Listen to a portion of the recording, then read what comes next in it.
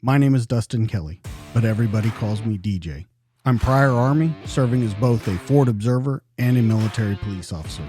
I've spent the last 14 and a half years as a police officer and detective in a large metropolitan police department. Two things that I've learned throughout my career. One, everybody has a story to tell. And two, the best stories are true. This is the DTD Podcast.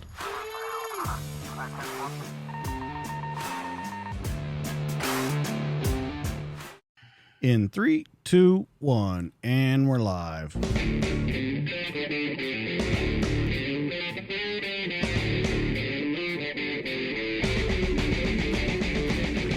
What's up, everybody? Welcome back to the DTD Podcast. This week in the studio, a former captain with the United States Army. He's been both military intelligence and an armor officer through a program termed branch detail, which allows officers to choose military intelligence as their branch, but to work in a combat arms until reaching the rank of captain, where they return to their chosen branch.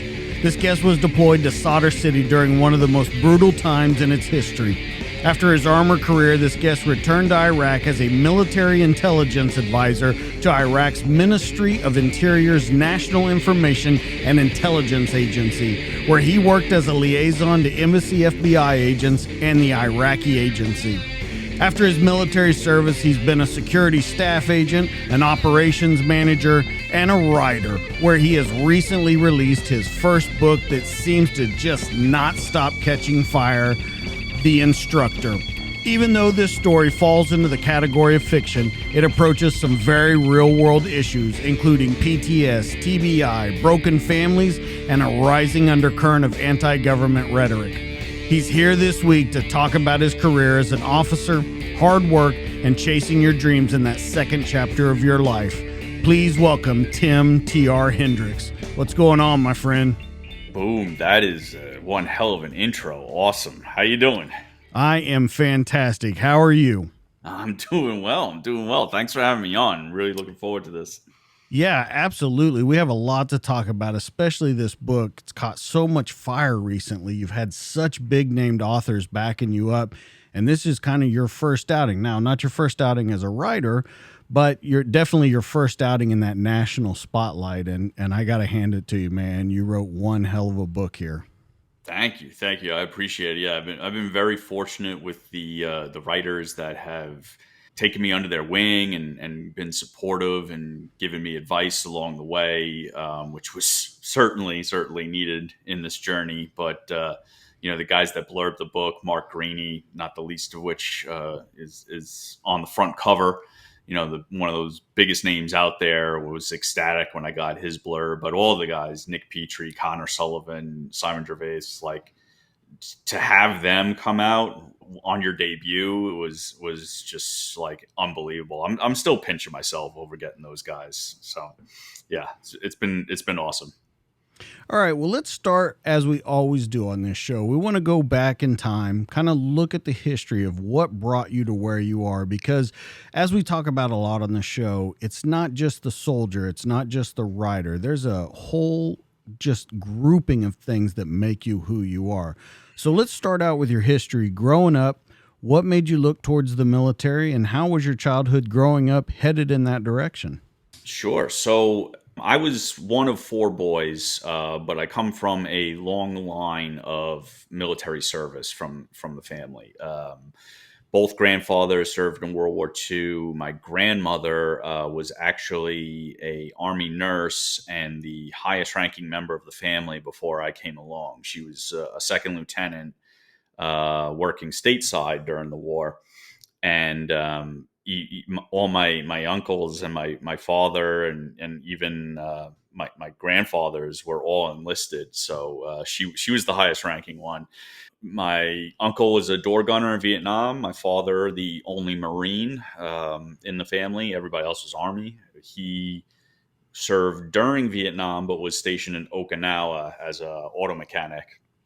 And I just felt the call out of my brothers and I was the one that from an early age felt the desire to serve my country and to join up. And I had original aspirations of West Point and becoming a Green Beret. But, as I got older and I kind of, actually took in the reality of what the Army had to offer and the things that I wanted to do, I realized that I wanted to pursue ROTC instead of the academy, and that ultimately I preferred the tanks instead of the infantry, and went that way. Also, I had some knee issues too, which is everybody's excuse was why they don't make special forces. Oh yeah, I would have been a Green Beret, but I broke my knee one time. So it's like, Well, sure, guy.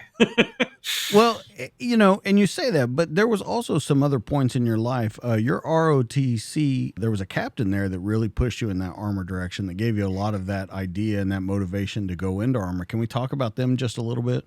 Yeah, 100%. So he was really this high speed, low drag captain that came in, and he had come straight from his command time, if I remember correctly. But as a company commander, he was like the brigade QRF, quick reaction force for the brigade. So it was like a high end role that he held, and this is of course is all pre Iraq. 9/11 hadn't happened yet when he was there. So it was all peacetime military, but for a peacetime officer, he had a pretty stellar career as an armor commander. And just the things that he imparted on us as cadets, and kind of was that living embodiment of what we want to be as officers. And more than a few of us kind of fell in love with the whole mysticism of the Abrams tank, the whispering death as it's come to be known. When my chance came, you mentioned the branch detail program. I couldn't really decide. I wanted to do military intelligence. I was kind of thinking longevity career wise, whether I stayed in the military or got out of the military. I thought the intel side of thing was fascinating, but I also wanted to get my combat time in. I wanted to be a frontline guy. I wanted to do that. So when the branch detail program was offered to me, and I was fortunate enough to be ranked high enough in my grade that if I volunteered for it, I would more than likely be awarded that. And that was the case. So I volunteered for the branch detail program, went MI as my commission, but was then detailed out to armor. So I really got the best of both worlds. But that captain was kind of the driving force behind that desire. Well, and I think in college, you've got a bachelor's in history. So I think that is kind of a driving force in and of itself, with your family having that history and kind of looking at it from, a surface level look. That history is important to you. I think that you saw how much military intelligence has helped out during the wars. And I think that might have been what pushed you in that area, but still having that combat experience with you. Do you think that history did anything for you in your career, having that bachelor's in history, studying that in college? Do you think that helped you out in your career at all? Or is it like a lot of people, including myself, that graduates with a degree and it's just the most expensive piece of paper they've ever bought? Yeah, I tend to lean towards the latter, in that my initial thoughts were, while I was kind of preparing for the possibility of a career outside the military, I really wanted to go full on through my retirement. I mean, I had aspirations of being a general, a 4-star general one day. The history degree was just, I'm fond of history. My father and I talk about it all the time. We consume the History Channel all day long.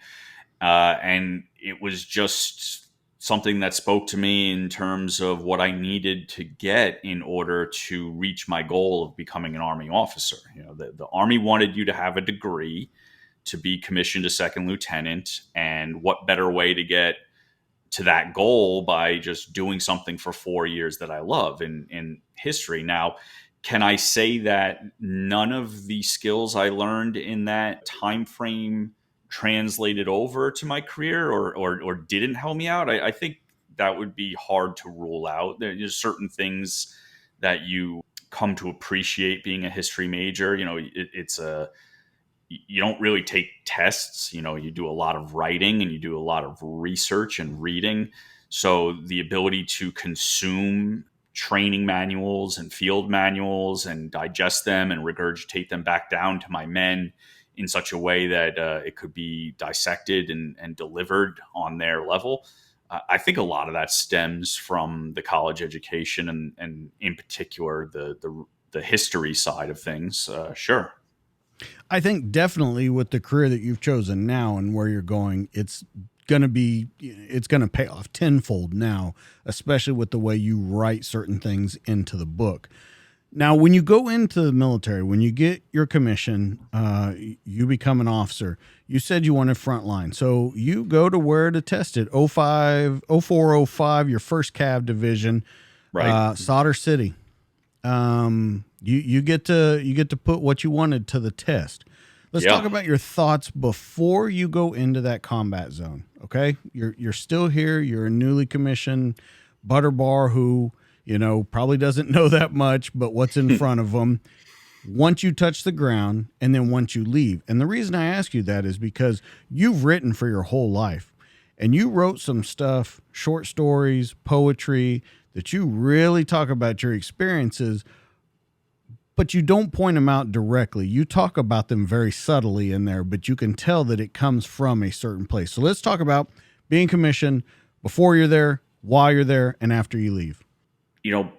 Before you're there, you want to prove yourself, or I wanted to prove myself. I won't speak for every person who wore the uniform, but there's a certain mysticism to it. There's certain impressions from the outside looking in of what we interpret the military to be and the ideals that they uphold. And many of them are true to life and everything. And then, so you want to, when you gear your whole childhood and your whole adolescence towards this one goal of serving your country, and then you're called upon to serve your country in a combat theater, you really want to do right. And I'm not, and by prove myself, I say I'm not go out there and win the war single-handedly or come home with the Medal of Honor. Just do right by the trust that's been placed on you as a leader of men and women.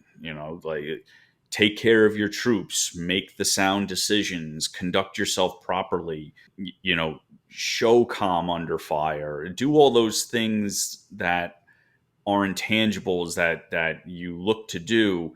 And hitting the ground running, I was excited. I didn't take over my platoon until 6 months into their rotation. So I was actually a latecomer. I had graduated basic, and 1st Cav was already in theater in Iraq. So I got there about 6 weeks after they were there. And I was given a desk job while I was in a holding pattern to get my platoon. But all the while, they were out in the outside the wire in the city, conducting combat operations, combat patrols, all sorts of logistics operations. So that was a very challenging environment as a brand new second lieutenant, fresh out of basic, who has never had a shot fired in anger thrown his way, to now stand before a group of 16 men and say, I'm in charge, even though you all have been running and gunning for the past 6 months. I'm your new leader, and we're going to do this together moving forward. But that was always my approach. I knew the intangibles that I brought to the table. I knew the leadership style that I had.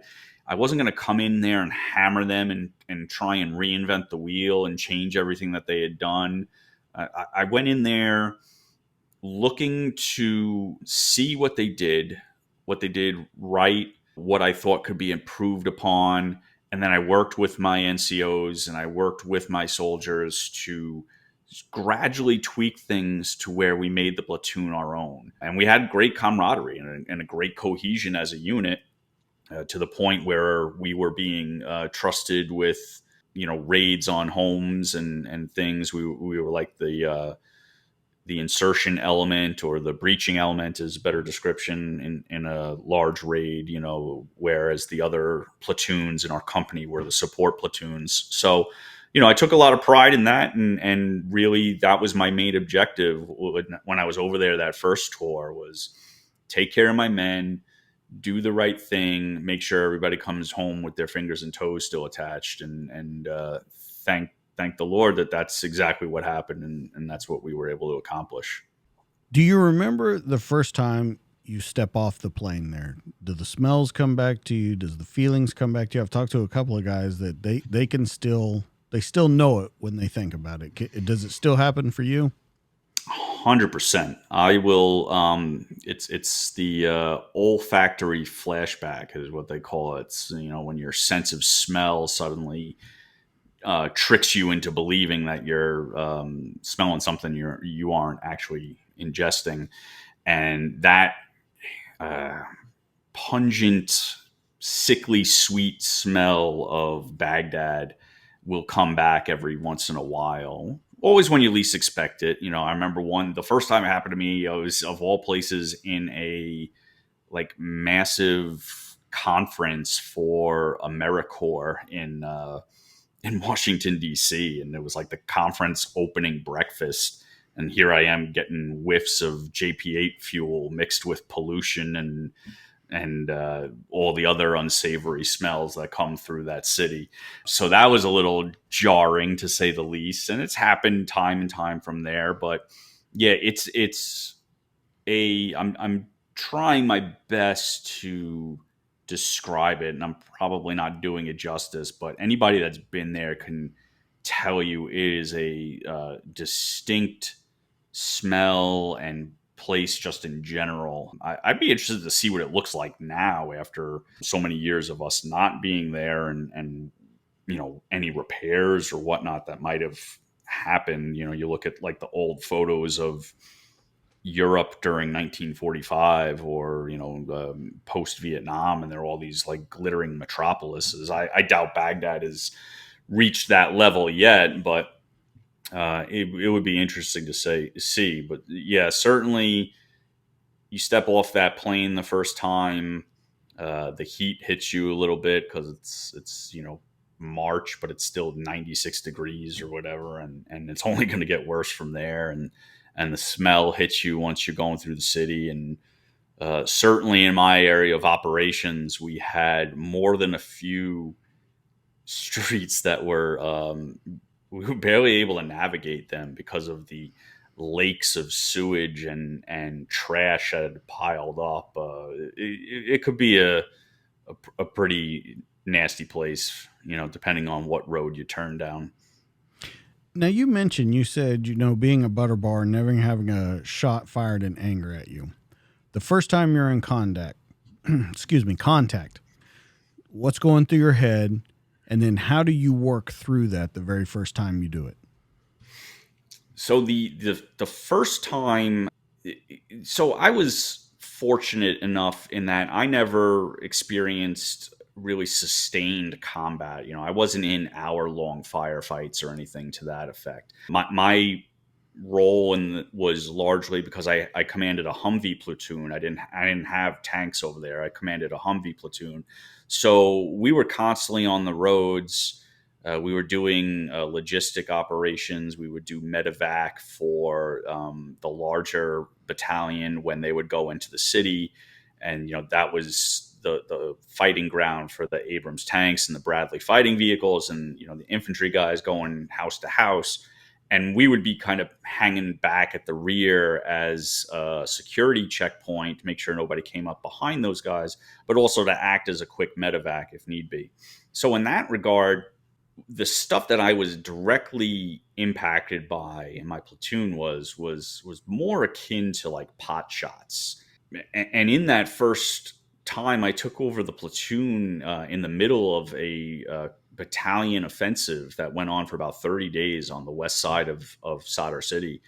And I was sitting exactly at that checkpoint securing the rear when an RPG from across the highway came screaming overhead and impacted, luckily, in the negative space between all four of my trucks.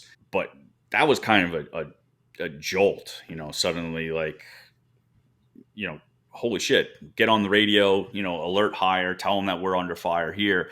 But it really amounted, but as quick as it happened, it was over because whoever it was decided to take that one shot at a stationary target, and whether they didn't have any more ammo or they ran out of gumption or whatever you call it, we didn't come in under any further fire. And that was kind of how it went for us as my deployment went on. Like, we'd be driving down the roads and somebody would shoot a couple rounds at us from a rooftop, and different times you react different ways. You try to go through your training, go through your battle drills that have been rehearsed, working through not only commanding the platoon to maneuver against the enemy, but also working with higher to inform them what's going on. And with every situation, sometimes you're better at it than others. I remember one engagement where they took shots at us from a rooftop, and my gunner dipped down and said, "They're shooting at us, sir. They're shooting at us." And I looked back at it and I was like, "Well, shoot back." And it was like this very comical Hollywood type thing, but it actually happened, and at the same time I was talking to the other trucks and maneuvering. And in that particular scenario, I thought I handled the situation very well. Fast forward a few weeks later, an IED goes off on the side of the road and the radio is malfunctioning. And, one of my trucks is crippled and smoking, and there's just utter chaos. And I like to think I handled the situation as best I could. But, looking back, you always wonder if there's things that you could have done better. And there certainly were that day. But a lot of that is what kind of that second guessing and that survivor's guilt is things that led to a lot of the issues that would come later on from those scenarios where I would say I didn't perform up to my ability, or I didn't handle the situation the way a officer who was able to excel at his job should have. And in doing so, I underserved my men and I put them in harm's way. And those are the kind of things that hammer you, months, weeks, years, decades later, that you have to work through. When something like that happens and you truly think to yourself, I'm underserving my men, how do you work through that? And then do you explain it to your men, or is it just a known thing and you work through it, you get better at what you're doing, you're learning? Because I've heard someone say as an officer, the first time you take a platoon, that's also going to be the last time you take a platoon. The first time you take a company, it's going to be the last time you take a company. So you're learning and you're growing all at the same time. So when you see those things of underserving your men, or maybe not being able to do everything that you're possibly have the potential of, how do you work through that in your mind? That's certainly a challenge because just human nature, right? We're our own worst critics, and I had instances where some of my troops would come up to me afterwards and tell me, "Hey, you did a great job in that situation." And me, I thought it would be the exact opposite, but it was coming to realize that you had to have faith in what your men were telling you and the feedback they were giving you. Relying on my NCOs.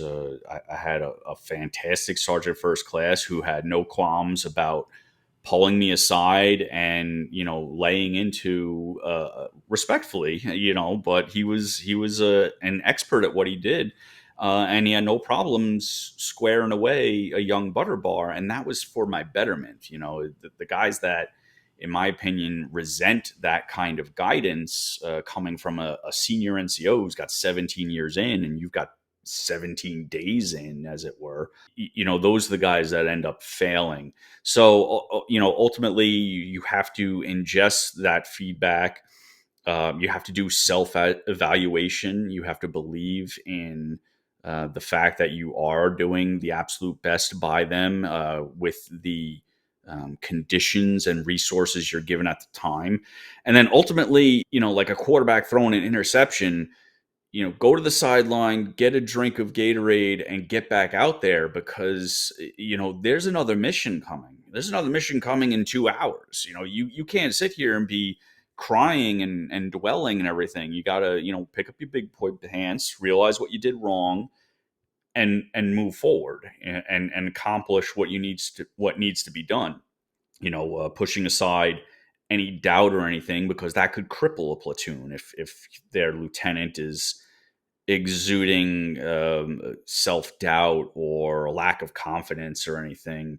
So even if you're not feeling it, you have to still have that command presence and exude that confidence, so that your men will still follow the chain of command and believe in what you say when you say it. It's the kind of the old adage of fake it till you make it. If you're not feeling it, you still gotta pretend that you are, because they're all looking to you, and you have to have the answers, and you have to have that ability to move forward. So that was really kind of the crux of it, and how I would internalize, learn, like you said, on the fly.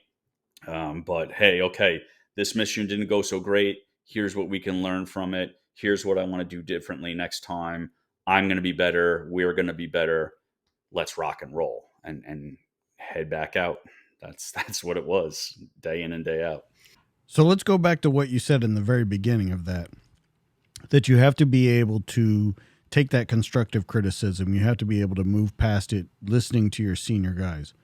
Do you think that's a problem for a lot of people, being a commissioned officer or coming into an area that they may not know about, but feel that they need to impress upon everyone how much they know? Because you see it a lot. You see it in law enforcement. I saw it when I was in the military. Do you think that continues to be a problem, or do you think that we are moving past that and we're getting a better breed of officer into the ranks? So it's so I've been out since 2008. And through kind of my evolution post military, I've kind of distanced myself. Some guys stay attached to it and kind of hitch their wagon to their military career for their entire life. I, on the other hand, kind of took the opposite approach, where I needed to separate myself from my service for a time in order to proactively kind of recuperate from my service. And so I haven't stayed as tied closely to how the military operates now and what it's like now. But what I will say in answer to your question is, it can't be that much different in terms of, oh, well, we're training better officers now, or we're training better NCOs now. I think it really comes down to the personality types, and the nature versus nurture argument that comes to just people's upbringing and their education and the things that happen in their lives that craft them to be the people that they be. If I didn't have a captain and a master sergeant in ROTC who told me, like, okay, listen, this is how you're successful with your platoon. You don't walk in there and start barking orders and saying I'm in charge. You pull people aside one by one, and you say, hey, I'm not going to change anything, but I'm going to watch things for 2 weeks and see how it goes, and then we'll start implementing what we need to do. Or, hey, sergeant, tell me what you think works here, and let me know. And having that proactive kind of collaborative approach, that could have easily gone another way if I had a mentor who was telling me, you need to go in there and set the record straight that you're in charge and nobody else's word goes but yours. And that's just the kind of the breaks of it, right? And if your personality is, yeah, absolutely, I'm in charge, I'm the one wearing the butter bar, they need to respect me, they need to salute me and stand at attention, unfortunately that's going to happen. The reality is that there's good, bad, and indifferent at every level in the military, in every rank. I had privates who had master's degrees in like advanced mathematics. But after 9/11, they just wanted to kick ass and take names in the name of the USA. And so they enlisted. They didn't want to be officers, even though they kind of probably been a direct commission because of the high level of education that they had. And so I do myself and my platoon a disservice to go, well, I'm not listening to you because you're a private. Like that private probably 10 times smarter than I am, even if he doesn't have advanced degrees. Sometimes there's just brilliant people in the ranks, you know. That sergeant's got 17 years in.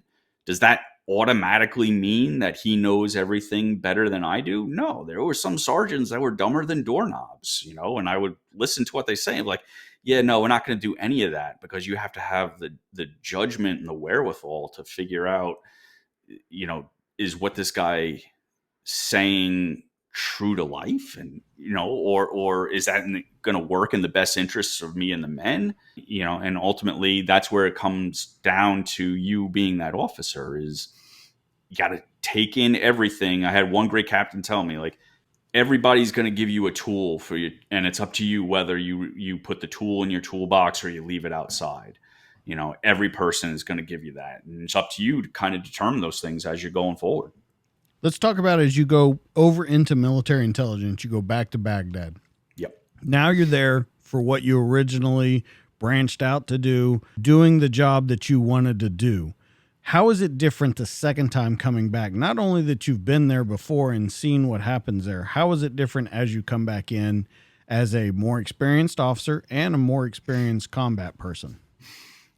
So certainly very different, because, you know, you do have a higher degree of competency and confidence. You know, I was one on my team, one of the few people that actually had a deployment under his belt already, because we were still at a time in the military, believe it, in 2007, where not everybody had rotated through yet. So there were people that were trying to dodge it and not get sent over. And there were other people that were clamoring to get over there to build their career, but it just hadn't happened yet. So I was one of the few on my team who had been there already. And that, not only that, but having like the direct combat experience, as limited as it was, that made me our team tactical officer. So there was even though I was, you know, a military transition intelligence team, there was still a tactical component of our movements that needed to be conducted to and from base, from the parking lot, moving in tactical formation into the building, moving up the building. We never took the elevators, because elevators were like death traps, is just basically an ambush waiting to happen. So we had to march up like 11 flights of stairs, but we had to do it in such a way where we were covering every landing and covering every angle on the way up. And that all needed to be done. So I was much more confident going in the second time, because I had the command already, as it were, even though it was just platoon time, but still had led troops in combat situations and tactical formations more so than anybody else on my team at that particular time had. The trick of it is that it's funny. You said, you know, I'm finally doing what I originally wanted to do in Intel. The job that I did my second tour couldn't have been any further from what I was designated to do in intelligence. The idea of the branch detail program is, okay, we loaned you out to armor. You know how a tank battalion works. Now we're going to train you to be an intel officer, and we're going to send you back down to the tank battalion to be their intel officer in supporting tank operations. It's kind of how military intelligence perpetuates itself. But I wasn't given that. I did about 3 months and a day of a 6-month program, and was yanked out of the intelligence school and sent back over to Baghdad because my dwell time was high. And by high, it was at 18 months, which really was not that high, but there were guys that had just come home and had dwell time of like 2 weeks. Dwell time is how long you've been stateside versus being deployed. So I had been home 18 months. So I got pulled out of class and sent over. And I was put on as I just said, a transition team. In 2007, that was the whole philosophy. we're going to transition the Iraqis over to their own government and let them, take the reins from here. And so I was suddenly thrust into this joint environment, which means you serve with all the different branches. So I had Navy personnel, Marines, Air Force personnel, all on this intelligence team. And we were thrust into the Ministry of Interior to try and essentially stand up what would be the Iraqi FBI and collaborate on this massive project to not only build their ranks of intel analysts and investigators, but also just work through the logistical issues of getting their computer systems running, how to do tradecraft out in the field so their sources don't get burned, things of that nature. And none of that was what I had been trained to do in my 3 months, because a large part of the doctrine at the time was still rooted in Cold War. We're going to take on the Soviets in a massive World War III scenario. So I was being trained in intelligence work to support a tank battalion that was going to go up against Russian tanks in East Germany, because the training environment hadn't caught up to the reality of the operations in Iraqi freedom and enduring freedom in Afghanistan. So that was just another example of, you've been given some basics, you've been given some tools, but now that you're on the ground, your boots on the ground, you have to really adapt to the situation as it is and change the mission set from day to day in order to fit the conditions on the ground, not what the manual said back in Arizona. I want to ask you a question. If you don't want to answer it, it's fine. But in listening to you, I take something away from it. You say on numerous occasions, even though I had limited time in a firefight, limited combat, sustained combat, you said I was never in hour-long fights. You still were there. Is there some part of you that I guess is, I don't want to use the word angry or sad. I don't know what word it is to use, but where you kind of second guess what you did, or you downgrade in your own self, not with anyone around you, not with anyone telling you that. Is that something you do? Because I feel like that comes off a lot because you mention it numerous times.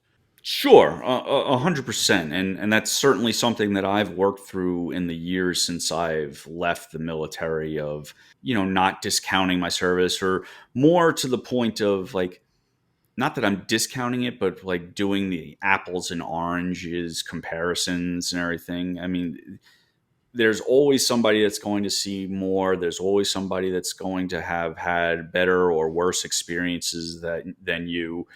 I think what I'm trying to do, and you're right in certain ways of downplaying things or discounting it, certainly is kind of a way to cope in it. But I think I'm just trying to paint an accurate picture of what my service looked like and how it might have compared to others. That there are guys that I served with that were in the Battle of Fallujah, kicking down doors every day. There's the special ops community that's rotating through every 30 days. I'm not necessarily saying that my service is less than theirs, because, like I said, everybody served, everybody went over, everybody had different experiences. It's just trying to illuminate as to what my personal take was, what my personal experience was, as opposed to some other ones, so I don't give off a sense of false pretenses of being, the next John Rambo or anything else, like that, because I never want to give that impression. I did my time. I'm proud of my time. I think I served to the utmost of my ability, and just the way things worked out is how they did, and other people have had different experiences for better or worse than that. Do you still think you have a hard time doing that right now? Because what, 08's when you got out, so we're talking at least 15 years you've been gone. Do you still struggle with that? Up until recently, I'd say within the last 2.5 years, I was, really still struggling with it, and a multitude of other issues. I mentioned kind of the guilt feelings, or the second guessing of things that I had done, just the constant replaying, and even how scenarios had kind of distorted in my mind over the years, and just the way I would beat myself up, or feel guilty over the way things transpired. And it was only through long years of counseling through the VA, and having my ups and downs through PTSD episodes, and trying different methodologies to cope with it, that I really kind of came to the conclusion that I did the best that I could at the time with the resources and the conditions I was given. No more than no less than that. Some people who served with me could say like, yeah, that guy sucked. Some people would say that guy was the best lieutenant I ever had. But that I can't change anything that's happened. I finally come to that realization. I did the best that I could. I know that now. I didn't slack. I didn't shirk my duties. I didn't refuse to do things. I tried to do every day the absolute best that I could. And how things transpired is how they transpired. And in having that acceptance and coming to that realization, it's alleviated the burden that I carried for so long, and allowed me to kind of make greater strides in my progress post-military. So I guess what I'm getting to the core of is, have you ever come to a reason why you think that started to affect you? Was there a flashpoint? Was there something that really kicked that into gear for you? Because you seem to have no trouble during ROTC, during officer candidacy, during basic, all that kind of stuff. So what do you think was that flashpoint that got this rolling? I'd say there was a particular IED encounter for the platoon. I made allusion to it earlier, where one of my trucks got hit pretty badly. It was such a confusing, chaotic scenario, and I did not believe that my response to that scenario was what it really should have been, what I was entrusted, the faith that was entrusted in me as an officer leading men and women in the military. I was underperforming in that capacity, in that particular scenario. Just by the grace of God that things turned out the way it did.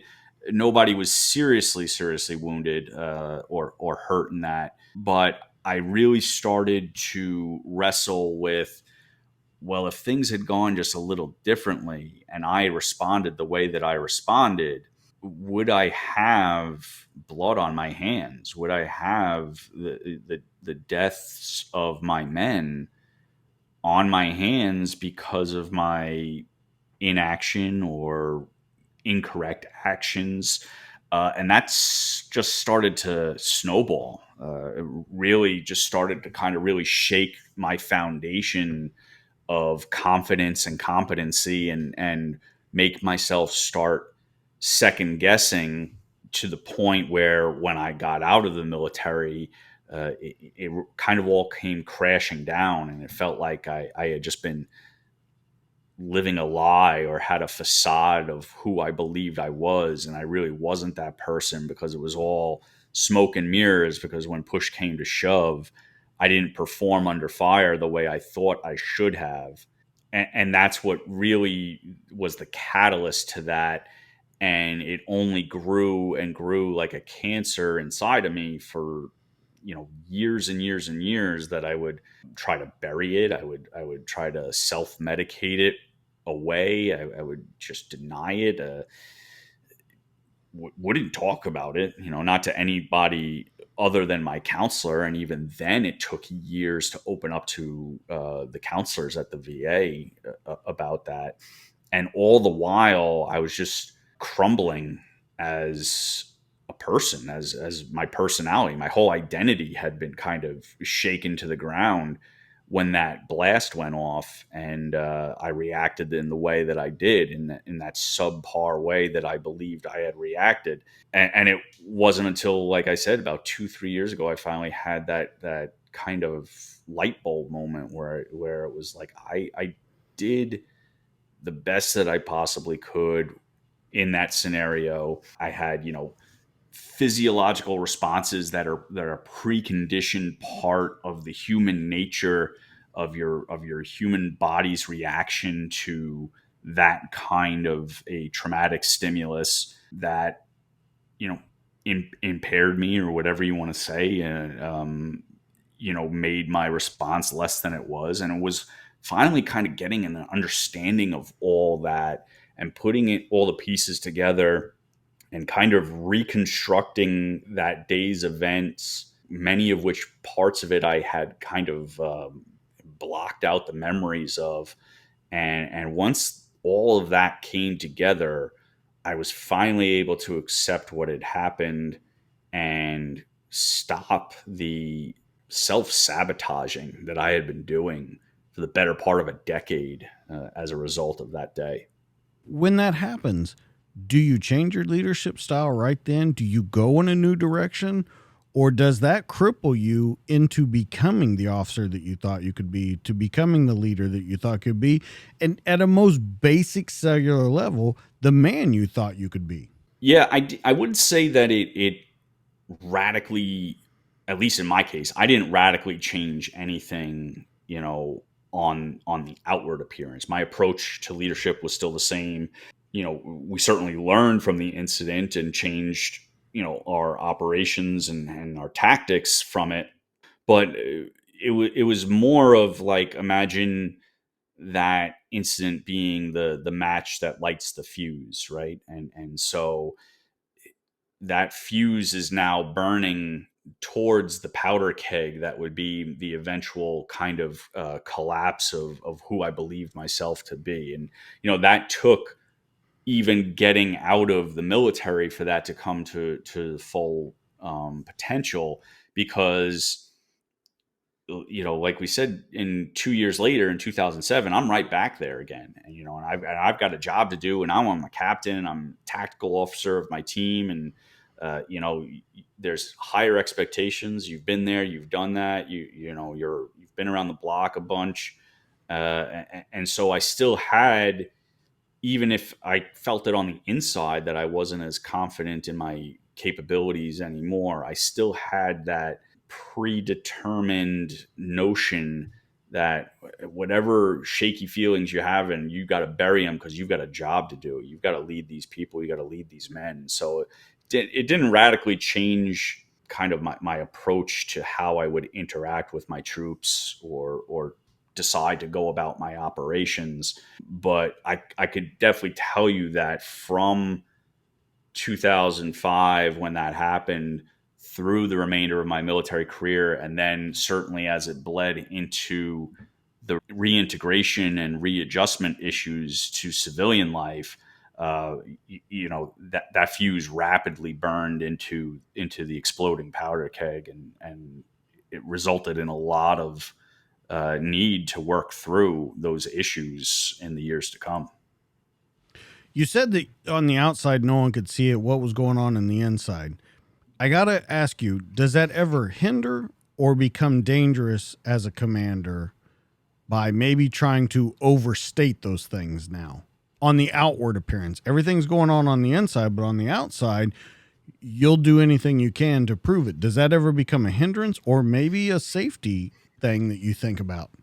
I certainly think the potential is there for that. Sure, where people could face that same scenario and be like, now I need to overcompensate. Now I need to be Rambo and make these overly aggressive judgment calls or decisions that could very well put people in harm's way. I thankfully never went that far with it in my terms, but that's part of the danger in keeping everything to yourself, and keeping that all internalized and not speaking up, not seeking the help to work through the issues that you're experiencing, because not only could it have detrimental effects to you as an individual, but if that individual is in charge of other soldiers, you could have detrimental effects to their well-being. So that's certainly a plausibility. That situation could happen. I don't believe it happened in my experience. Certainly it was two different deployments. I wasn't frontline guy, even though we were doing tactical maneuvers. Those were really just to get us safely in and out of our building that we had to do the advisory duties with.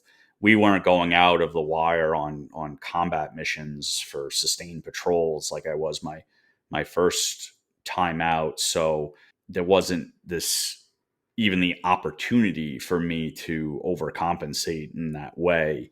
And I don't think even if it was there that I would have, because at that point it wasn't such a foundationally shaking element that had happened to me just yet. I think more of that happened when I had finally gotten out of the military, and that's when it really sank in. But to your point, would other people react in that extreme one way or another? Either be going into a shell and not able to come out of it and just having to be relieved of command, or on the opposite end, just going hell's bells into every situation, overly aggressive, putting their people in harm's way because they need to prove that they're actually the guy that they think they are.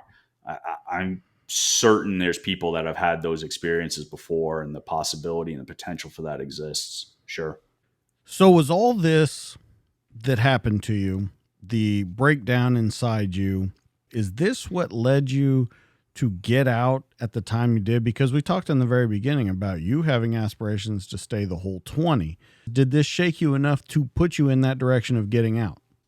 Sure, absolutely. I wouldn't say that it's the sole factor, but it was certainly a major contributing factor. There's other things that came to play, like I said earlier, from the outside looking in and seeing the institution and having kind of this honorable mysticism impression of it, and then when you're on the inside and you're like, whoa, wait a second, this is not what I expected, this is not what I signed up for. So there's definitely the discrepancy there, where it's like, I don't know if I can do 20 years here. I might need to bounce once my contract is up. So that's a contributing factor. As it turns out, I didn't like getting shot at for a living. I know it's crazy, but I didn't. After 2 tours in Baghdad and a couple of close calls, I was like, maybe this combat thing isn't really something I want to pursue, especially looking at the operational tempo. And that if I did stay in for 20, I'd probably be going back every other year for the rest of my career, or at least for the front half of my career, 5, 6, 7 deployments. And I was not in a place where I wanted to take that on. And I had other goals and dreams too. I wanted to get married. I wanted to have a family. I wanted to try and write a book. I wanted to experience more to life than the military had to offer. So taken as a whole, when you kind of combine all those factors together, that's what led to my ultimate decision to leave instead of pursuing those stars. All right. So as you get out, let's talk about that a little bit, because we talk about that a lot on this show. You had trouble with PTS. You said you self-medicated. Was alcohol ever a problem? Alcohol was the main problem. I didn't venture into drugs, although I was at the tipping point, and people will probably roll their eyes when I say it, but it was like I had never used drugs in my entire life. I drank beer as an underage kid, but I had never smoked weed. I'd never taken pills, anything like that.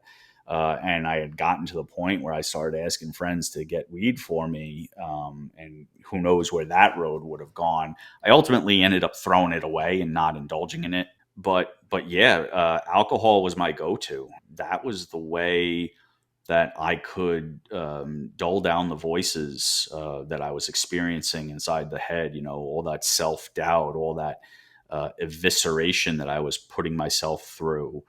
Of you're not who you think you are, and you're not the person that you think you are, and you're all you're basically full of shit, and everybody's sitting here calling you a hero and patting you on the back, and meanwhile if they knew the truth of it, they know that you're a fraud. And that's what I would tell myself day in and day out, every waking moment. And then you combine that with all the other symptoms of PTS, where you have, like, I had these violent, terribly detailed nightmares.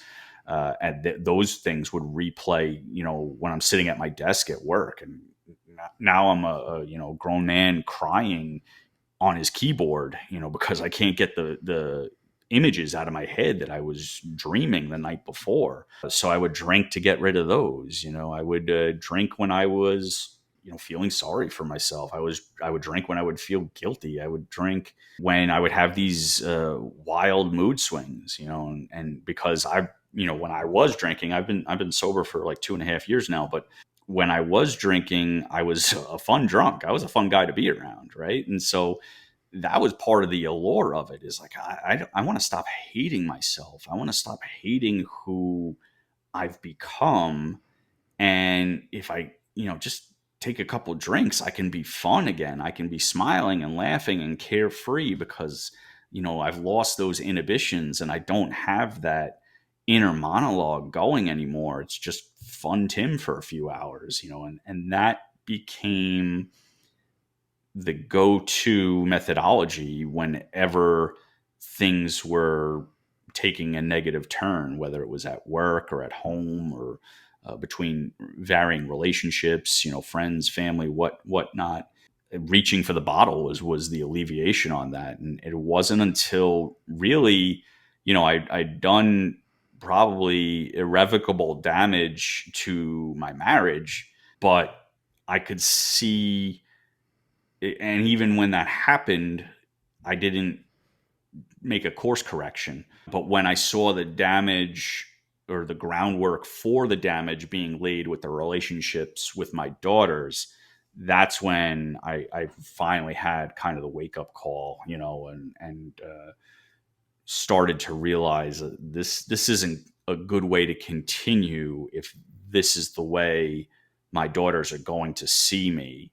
And then that mentality started to chain together with a couple of other inciting incidents to finally bring me to the point where I said, you know what, I need help. I need help, not just on the surface level of indulging my symptoms with alcohol, but I need to get down to the root cause as to what is driving me to reach for the bottle all the time. And that's when I entered into like an intensive care PTSD unit, the VA, in order to really go through some deep level, intimate sessions that could get to the root cause of things, and really work through all those problems, the self-medication, the self-doubt, the things that I had buried for so many years. Do you know what it was, kind of the proverbial straw that broke the camel's back? Was there one incident, or was there a multitude of incidents? Well, there was when, with regards to what I just said about my girls, Of course. there was a time when her and her friends came upstairs, and she was only like 8 or 9 at the time. This is my eldest girl, but she came upstairs, and I was like 3 or 4 beers deep at that point, and I was kind of a little loopy and laughing and maybe even stumbling a bit. And she made a remark to her friends like, "Oh, that's just my dad's just drunk again. Don't mind him. He's no big deal." And I like got all defensive. I am not drunk, young lady. I am just having a drink on a summer afternoon, and I didn't lay into it or anything like that, but I just kind of like denied what it was. But that was a wake up call, in that I said, my little girl is not a little girl anymore. She can actively perceive and analyze what I'm doing and see how my behavior changes, and probably has been for some time, because she's saying to her friends, he's just drunk again, so she's recognizing that I've been drunk before, and had never said anything before, and I guess maybe she felt emboldened, or she felt the need to explain my behavior away or whatever. So that was like, again, the match lighting the fuse on that particular side. But I did have a Labor Day weekend, where the whole family was together, all my brothers, my parents, and we had big festivities, just heavy drinking. Even for us, we're a family of drinkers, a family of partiers and having a good time. But like, I was, when nobody was looking, or at least when I thought when nobody was looking, I was like sneaking away and doing shots in the basement, on top of the multitude of beers that I was, drinking with my brothers and everything. And, got into a very heated, very personal argument and fight with my younger brother that almost led to us coming to blows. We had to be separated and everything. I ended up storming out of the house with no shoes on. My other brother had to like chase me down the road. I took I always carry a pocket knife, because it's just like a utility thing that I carried over from the military. So I took my pocket knife, and I like dropped it in the middle of the road. And I said to my brother over my shoulder, I said, pick that up and hold it onto it for me, so I don't do something stupid with it, and it was that bad. And even that day, when all was said and done, and everybody had calmed down and things were kind of back to normal, if you want to call it that, we still continued drinking, and I was still drinking and drinking. And it wasn't until the next day, where I got into a massive fight with my wife at the time, that I finally, about what had happened the day before, where I finally admitted, I've got a problem here. I've got a big problem. And if I love my girls, if I love my family, I'm going to have to do something drastic, because it can't continue on the way that it's going. And I left that day. I left that day and drove. My brother drove me straight to the VA hospital, and I checked myself in. The reason I ask all that is, and I tell you that it's okay if you don't want to answer, but I really see a lot of your story come forward in this book that you've just released. There's a lot of that tied into it. A lot of the alcohol, a lot of the outbursts. And the reason I asked the kind of flashpoint was because there's a point in the book where that happens, where there's a flashpoint of where the wife won't be around anymore, takes the son because there's a danger. When we talk about your writing and when you got out, how much of you came through in the book? And that's how I want to talk about this book. You go on a lot of shows and they just talk about the book and the story. I don't want to do that. I want to talk about the story, but I want to show how much of you kind of flows back and forth in this character and kind of breathes life into it. Yeah, absolutely. I'll work kind of like backwards through this question, as it applies to me first, because my protagonist, Derek, I kind of classify as the blend of three men, and myself being one of them. And certainly the PTSD experiences and episodes that he goes through, and what he relates to in terms of his self-medicating with alcohol and whatnot, those are all pulled kind of directly from myself, and with some input from others that have been generous and willing enough to share their experiences as well. But largely, for the most part, my own journey through that minefield, as I've come to call it. I find it important because, one, it's a cathartic thing for me in my writing to share those experiences. I mentioned the nightmares before. I used to write my nightmares down on paper, because I found that in doing so, I like expunged them from my mind, and they no longer had like a hold on me.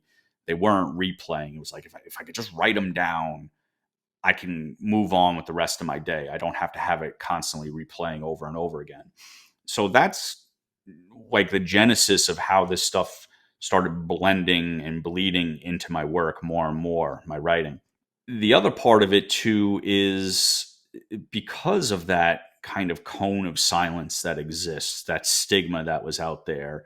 Uh, I felt like I should do something positive with all this negativity that I experienced. And my take was, if I can incorporate it into my writing, if I can somehow raise awareness of what guys and gals experience, not just in the military, but in all facets of trauma, whether it's a civilian occasion or law enforcement or military, whatever. But if I can just kind of raise awareness as to what people experience and kind of generate some dialogue about it, maybe it reaches somebody in need. Maybe, if somebody picks up the book and says, hey, this guy talks about this stuff all the time and he's always open and honest about it. Maybe it's time I go and talk to somebody. And if that's the case, then I've taken all that shit that I waded through and I've turned it around, and I've flipped it, and I've turned it into a positive thing. So that's kind of how me as a man blends into Derek as the character, and why it happens. The other portion is my father, the only Marine. As you know, Derek's a Marine in the book. So the only Marine, I dedicated the book to him because he's a man who really set the example of what it means to be a man to me. Has always exuded the character traits that I would like to emulate in my life. Just a disciplined, good-natured, ethical, moral, responsible man, willing to self-sacrifice for his family. All of those positive things that Derek has, that his military experience and the PTSD are working against, and kind of pulling him in two directions as a personality. And then the final individual is a good friend of mine, Rob, who lent a lot of the kind of credentials and blueprint for Derek's backstory, if you will. Marine Force Recon, an intelligence officer, a wilderness survival instructor, a lot of the things that Rob is. And he's a former colleague of mine. And we used to kind of like joke about this story and how I was going to write it about him and make this story up. And it's not solely about Rob, but he was the template that I built the rest of Derek around, using my own experiences and my father's personality in order to construct that character. Why do you think it's important? Because we understand why you put the PTS aspect in there, the alcohol, the self-medication in there. Mm-hmm. Why do you think it's important to portray the violence that you did in the book? Because there's a lot of violence, but I think that in reading the entire book, there was always purpose to the violence. There was always a reason that came behind it.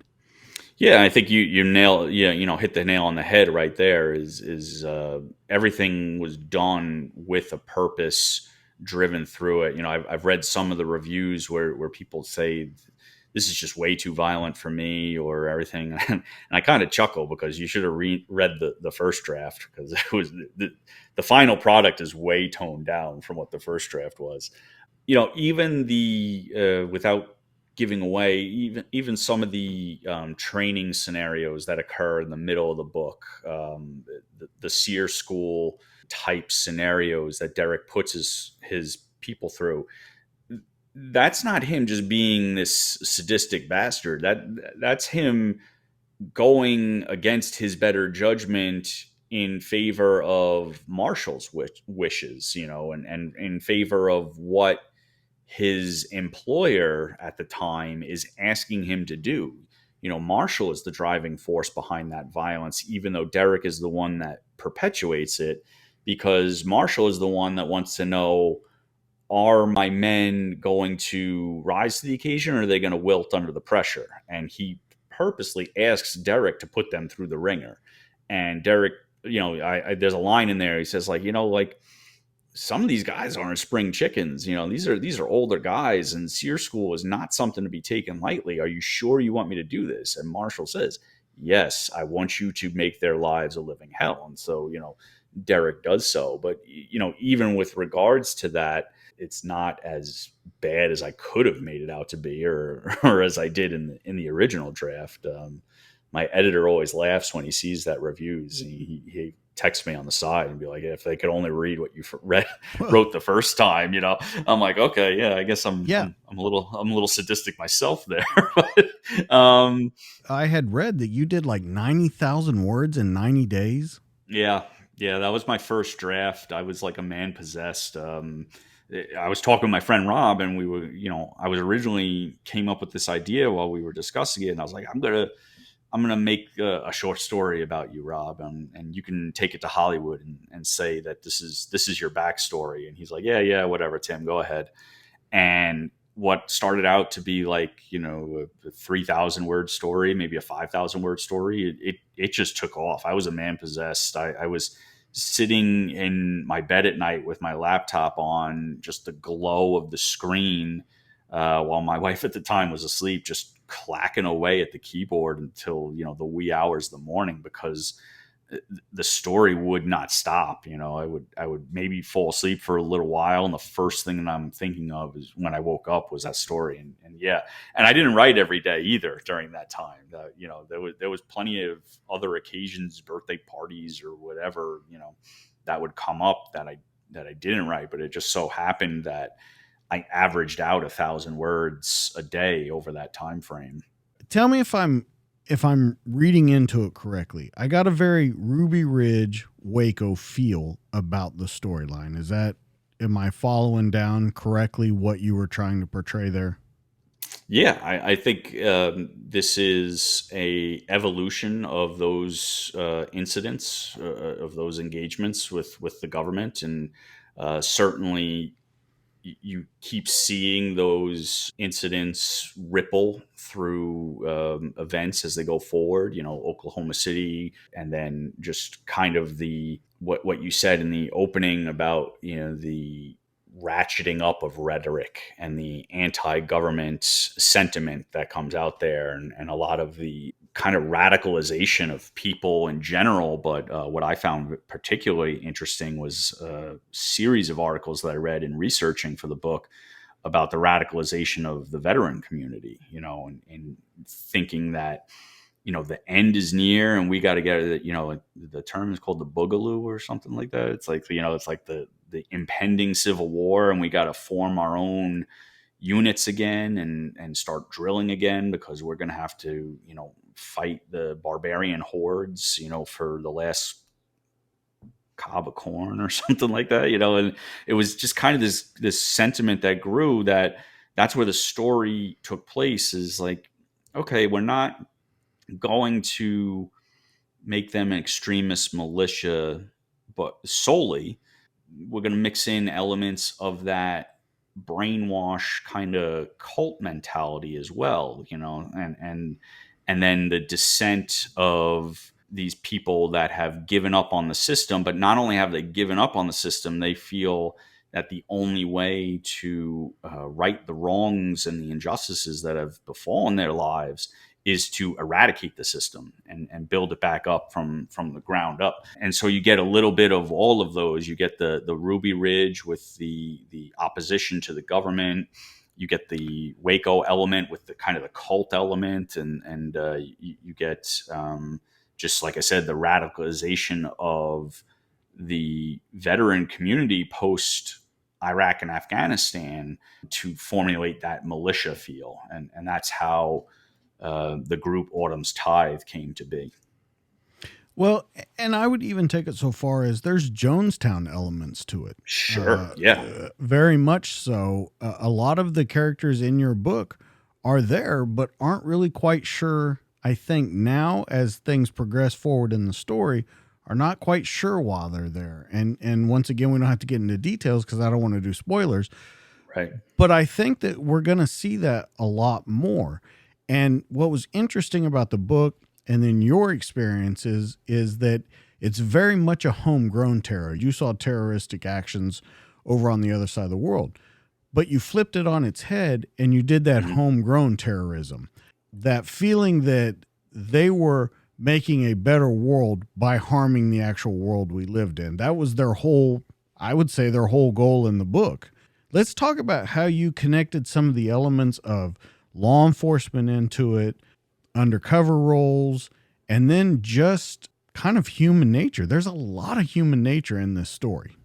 Pulling in the human nature, I think that just comes kind of part and parcel with the write what you know adage, and just the daily observations and interactions. There's the scene at the kids' baseball game that also much more violent in the first draft as well. But that was based off an actual confrontation that I witnessed at my kid's t-ball game, and it just stuck in the back of my mind. And it's kind of that thing that I do as a researcher. I catalog these items, and I don't know if they're ever going to make it into a story or not, but the world's a stage, and we're all players, right? And everything that happens, every interaction that we have with one another, or that you observe or witness, is potential connective tissue that can be put into a story. And so that's where I think that human nature comes from, is in just relating those experiences, and kind of taking things that have happened true to life, or things that are at least plausible and true to life, and working them into the context of the story, so that you can say, all right, well, this whole plot line might be a little far-fetched, but the way it's told is very realistic, because the people are realistic, and the characters and their actions are realistic. Derek is a flawed man. He's not, a super soldier out of a spy movie or something like that, where he's not James Bond, where he's just infallible, never gets hurt, never makes a mistake, always has the best thing to say, can make, explosives out of a cactus. I don't know, like just silly stuff like that. No, he's a very flawed man. He makes poor decisions. He loses his temper. He drinks a lot. He's divorced from his wife because, he couldn't get his shit straight after the military. So having that kind of reality, I think, makes it relatable. And because the characters are relatable, the story becomes relatable. Mixing in the law enforcement elements and whatnot, that was just a lot of based off of interactions and interviews with friends and family who are in the law enforcement community. I actually worked for a time. I was a contractor, but I worked in 26 Federal Plaza, and worked for a time like with daily observations of not only FBI, but all the government agencies that were in that building in New York City. So that's kind of where, and believe it or not, in the first draft, there was like actually a lot of scenes that happened in 26 Federal Plaza, but we took them out because the timeline didn't work well. But yeah, that's where it kind of gleaned those experiences and that know-how. Some of the procedural stuff, is taken with a grain of salt. There's certainly, I'm no expert in how to run confidential informant or how to conduct undercover operations. But again, in kind of the suspension of disbelief that my story holds, and the reality of how the characters interact with one another, it's something we could say like, well, I was a career FBI agent for 30 years, and we would never conduct an undercover op this way. But for somebody that's not in the know, this is convincing enough. It's not implausible. So that's kind of how I approached working that stuff in. Well, let's roll it back to reality then. You take some haymaker blows at the VA in this book.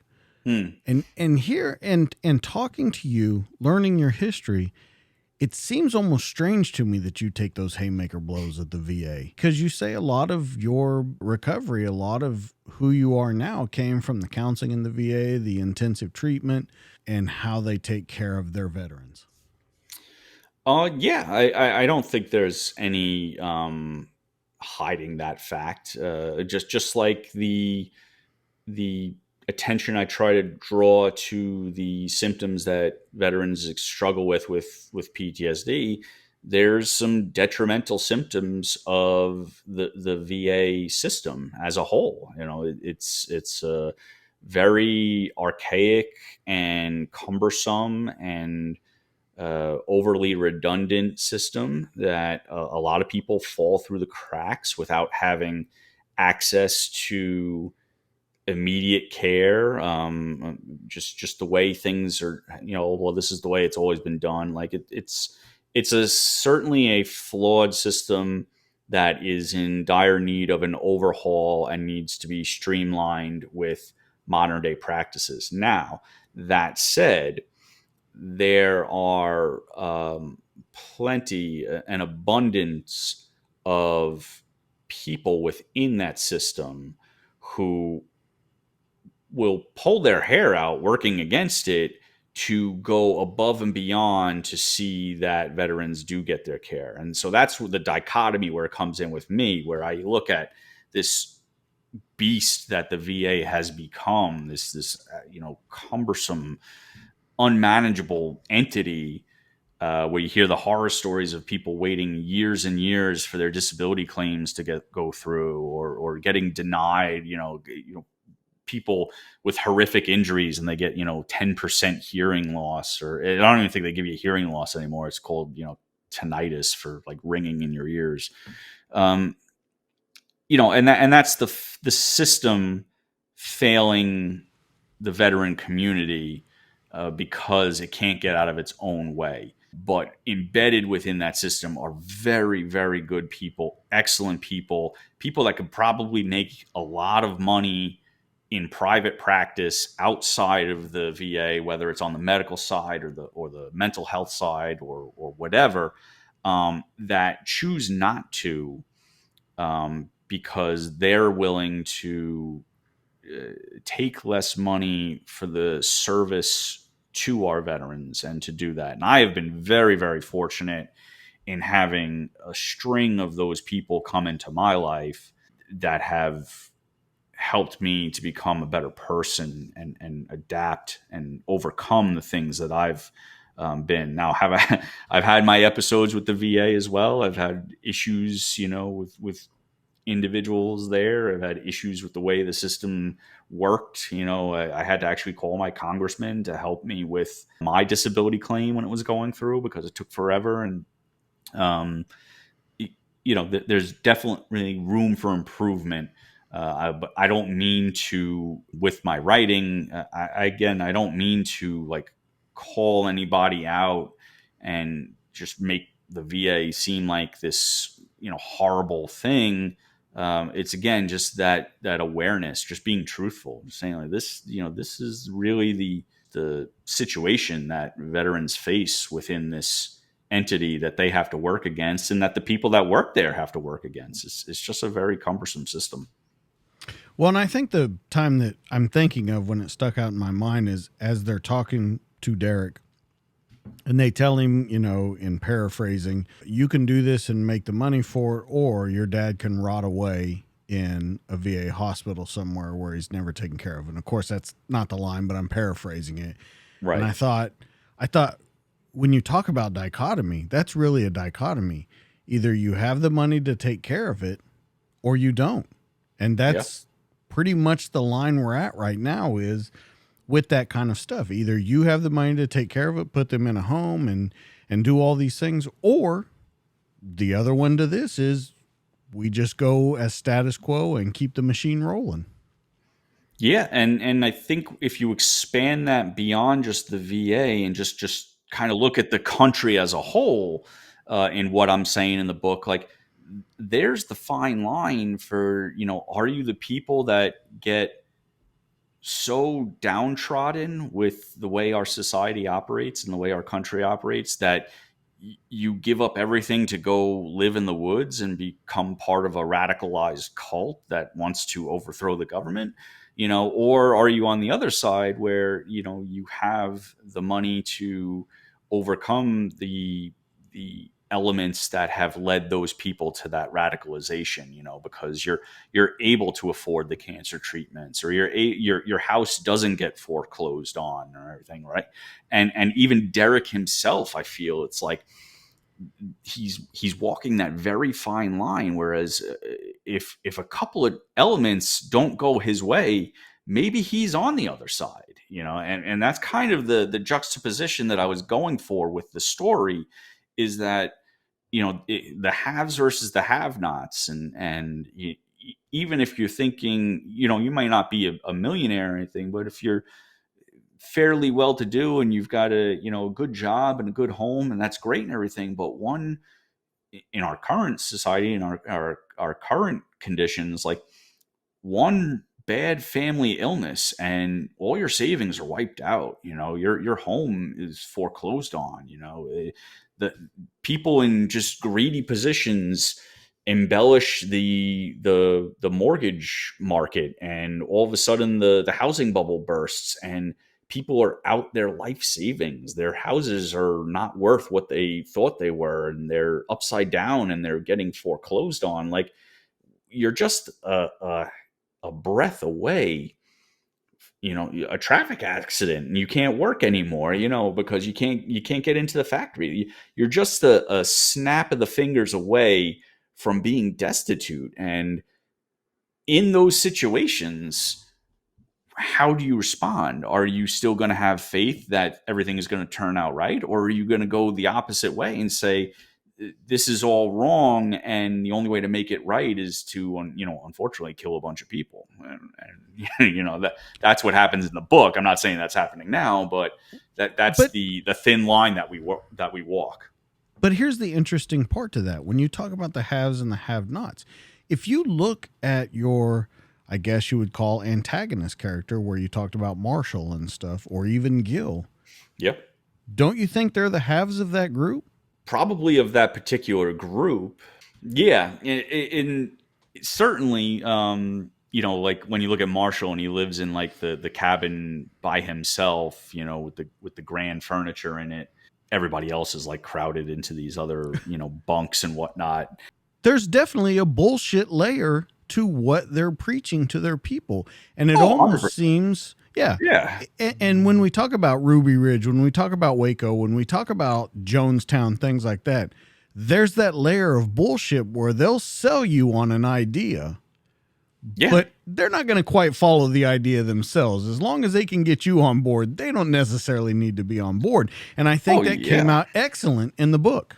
100%. Again, without trying to do spoilers or anything, but like, you very much see towards the end that all of the grandstanding and all of the speeches and everything, it was all to further one man's agenda, and perfect example of a have, and using this kind of brainwashing messaging for these downtrodden people, these vulnerable people, to further his own agenda, is a perfect example of that. So yeah, you have that, though, that's still that classification going on, even though all these people have retreated into the woods of upstate New York to, live in summer camp cabins and stuff. It's just, and using latrine trenches instead of running water. I mean, even a simpler one of that. Your main bad guy, Marshall, eats alone. He eats in a separate section of the chow hall and everything. He sits further back away from the crowd and things like that. So it's fantastic. Now, let's talk about with this launching. It's done fantastic. People are coming out of the woodwork. You've really done it with your first one, man. You've really launched hard into this world. So it's going to be hard to keep that pace. And yeah, I tell me.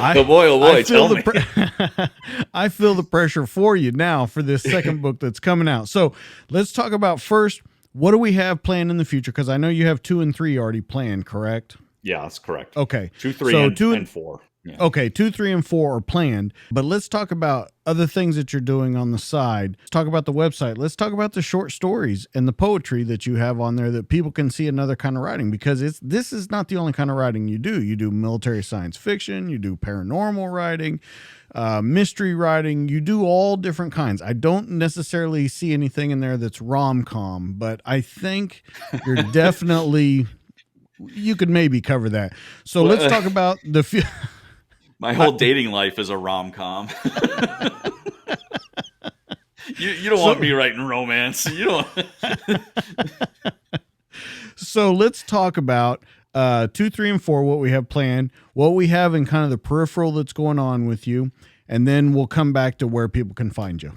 Sure. So I'm heavily into the revisions on number 2 right now. I received my editorial letter about a week after the Instructor launched, so I'm now working through those editor revisions. We made some significant changes because the initial book had 2 plot lines going. One, the continuation of the story from the Instructor, and the other, a backstory of my antagonist that flashes back to 2007. We decided after the submission of that manuscript that we would be better suited spinning off the backstory into its own standalone novella or even a full-length novel. So now I'm in the process of expanding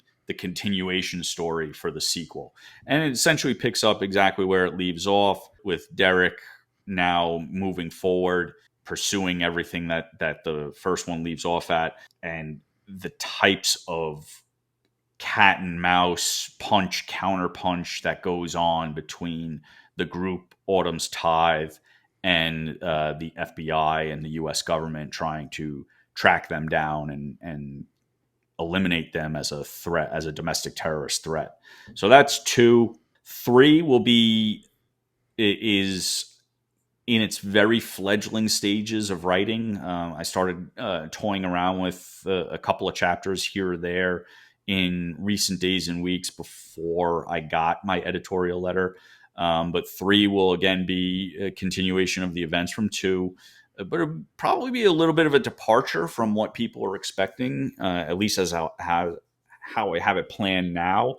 Whereas we're going to move the story into a much more urban environment in one of America's cities versus out in the woods with the survival aspect that occurs in the first 2 books. So we're going to kind of take it in another direction in number 3. And then number 4 is living rent-free in my head right now. Have yet to put anything on paper, whether it be an outline or anything, but I do have a general idea of where I'm going to go with it. And that will wrap up the storyline as it exists right now with the events of book 1. That's not to say that I'll be done with Derek Harrington as a character, because I foresee this being a long-standing series as long as people are willing to read it. After book 4, I see Derek spinning off into new scenarios, whether they be multi-book scenarios or standalone individual books that resolve itself within one novel. So that's kind of the plan for right now with the Instructor and where we go from there. As you said on the periphery, I am a genre jumper. I have all sorts of stories in my head. Some of them may be good enough to make it to full-length novels. Some of them are full-length series. I'm really interested in exploring those different types of genres and seeing if I can be a multi-genre author, whether I'm doing epic fantasy or, like you said, the military science fiction. Jonathan Mayberry comes to mind with his Joe Ledger series, which is a great action series, thriller contemporary kind of stuff, although he does mix in some science fiction with it, but much more grounded in reality. But at the same time, he's got a whole like fantasy series called Kagan the Damned, I think, if I'm remembering the title correctly. But it's basically like a Conan the Barbarian, from what I understand, So here's a guy that's doing both, and he writes horror and he writes thriller and he writes, action stories and he's got, law enforcement and military in his stories. But at the same time, he's flipping over and doing fantasy work and comic books and everything. So I'd like to explore that and see if I've got the chops to go into different areas. Historical fiction with my history degree would be a lot of fun. I've got some ideas for a World War II historical fiction. You mentioned paranormal. I had a Harry Houdini story in mind. Oh, I have another I'm not going to say which this idea is because I'm really saving that one for a rainy day, but I've got a really good paranormal horror story involving possession that happens in a high school. I'm all over the place. My mind is a jumbled mess. It's just luck what of the you're draw. getting to is look forward to you on the Vampire Diaries or maybe Riverdale as a writer. I have a vampire story too. Yeah, I have a really good vampire story. But Twilight beat me out. So well, I wouldn't say that too loud to anybody. All right, so let's talk about where people can find you. All right, so I am, you go on my website and learn more about me and the books. That's trhendricksauthor.com. I'm on Twitter for as long as Twitter's in existence, TR_Hendricks. I am on both Instagram and TikTok at Read TR Hendricks.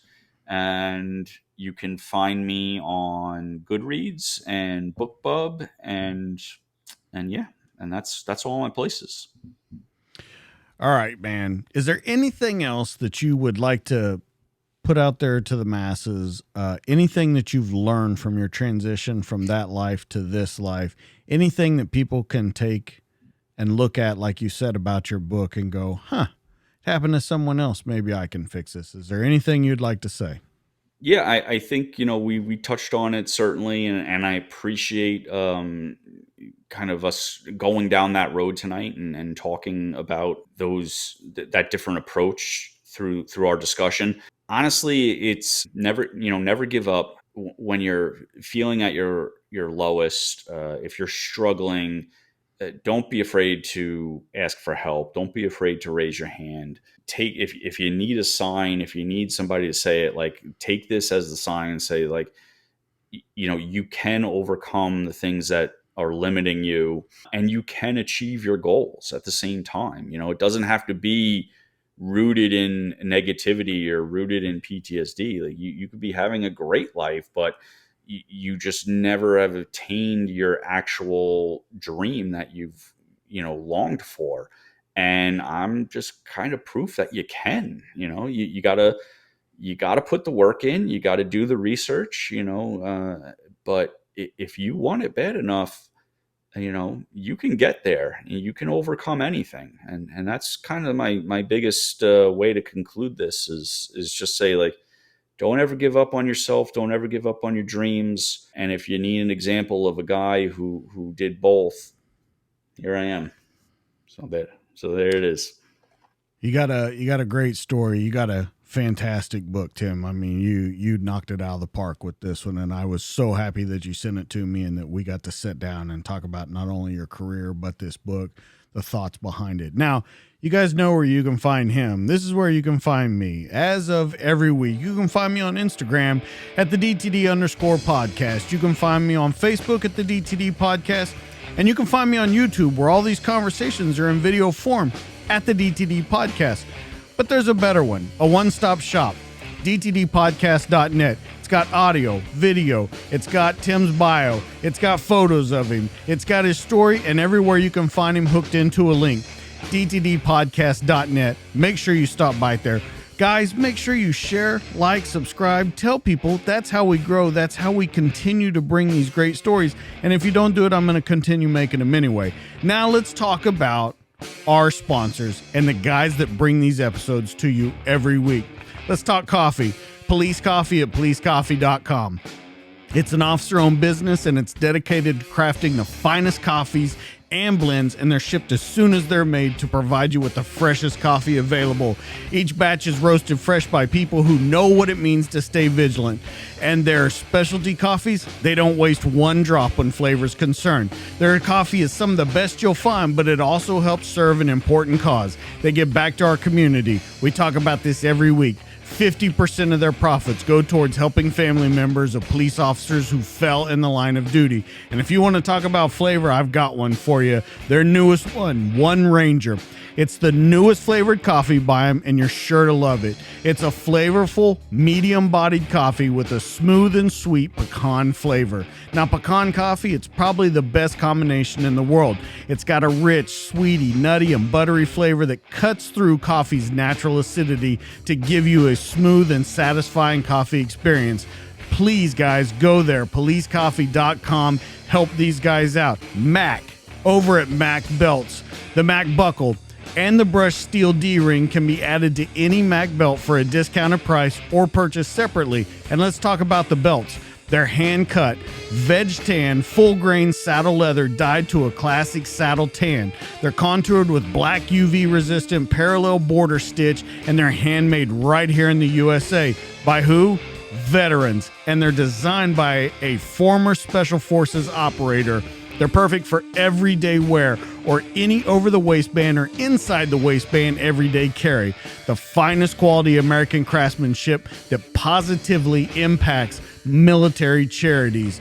Now let's talk about the buckle real quick. It consists of 100+ grams of unbreakable American stainless steel. It's engineered, designed, assembled, and machined in the USA by USA-built machines.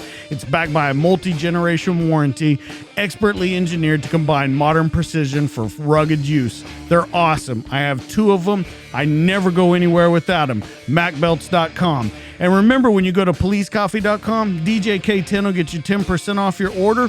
Or at MacBelts.com, go check out their belts. The new ones are just starting to hit, and they have limited series as it's available. Guys, that's going to be it for this week.